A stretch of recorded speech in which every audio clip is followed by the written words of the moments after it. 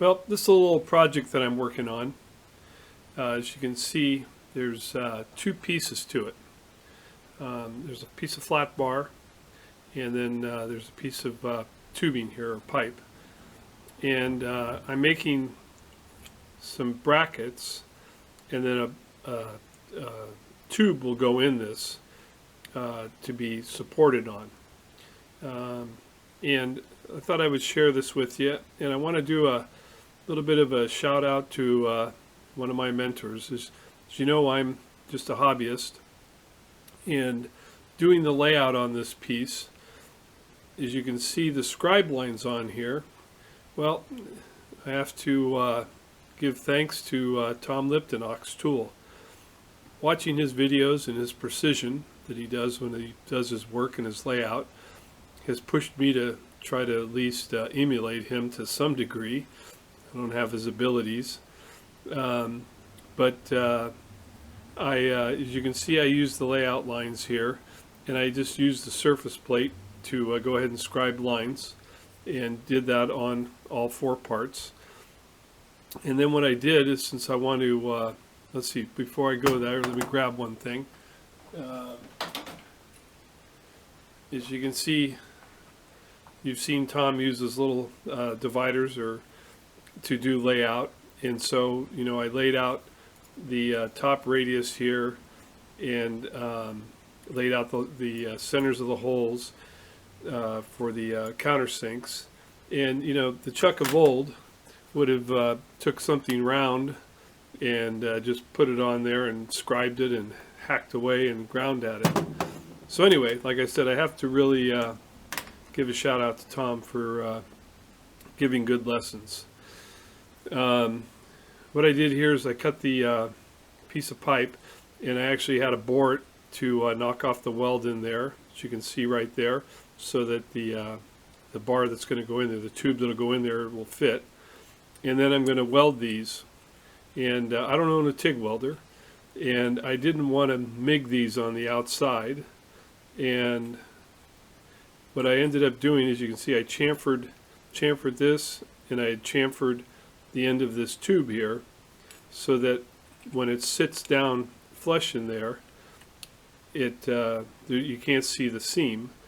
And then what I'm going to do is, I have a little bit of a lip there, and I'm going to do the welding from the back side, and then clean off any excess, and I think I'll end up with a nice part.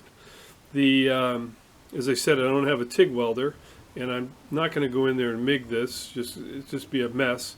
So I'm going to go old school and oxyacetylene weld this. So I just have to set up a little jig. So I want these Liptonized. I want them 90 degrees perfect, and I'll do a little welding. So let me get that set up, and we'll take a peek at it. Here's the little jig I made up for welding. That way the counterbore sits tight, and just double checked it with calipers that both sides are the same lengths. So now I can go in and put a nice little weld on the inside of there. So we'll do a little gas welding.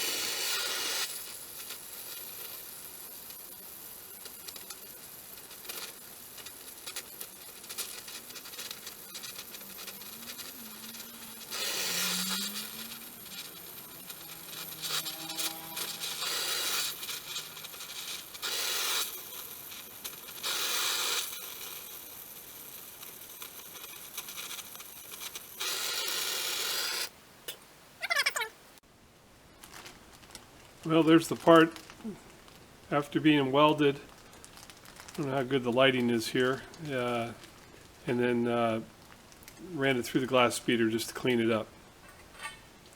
Got pretty good penetration on the backside there, down in there, and then just ran it on the belt sander just to clean off any of the high points. 3 more to go. I think it'll work out well. That's the rod that it's going to sit on.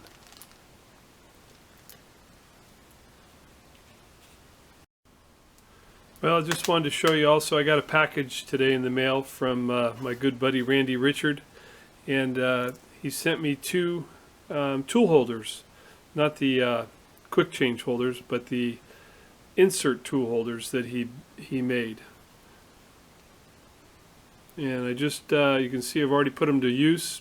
Tried them out in the lathe tonight, and they cut like a dream. So I have a turning tool is right here, and a facing tool is this unit right here. I was actually trying some product that I have. It's Monel. It's out of pumps, and it was making some nice heavy cuts on it. Really nice finish. So I was real happy with it. Thank you, Randy. I appreciate it very much. And let's see, I got my little insert template guide here, and we could try setting them right on there. So that says it's an APET 160408ER. Randy also, along with the tool holder, sent me a sack of inserts for them also. I got a lifetime supply of inserts, I think, here. Randy, thank you very much. Tools are going to be put to very good use.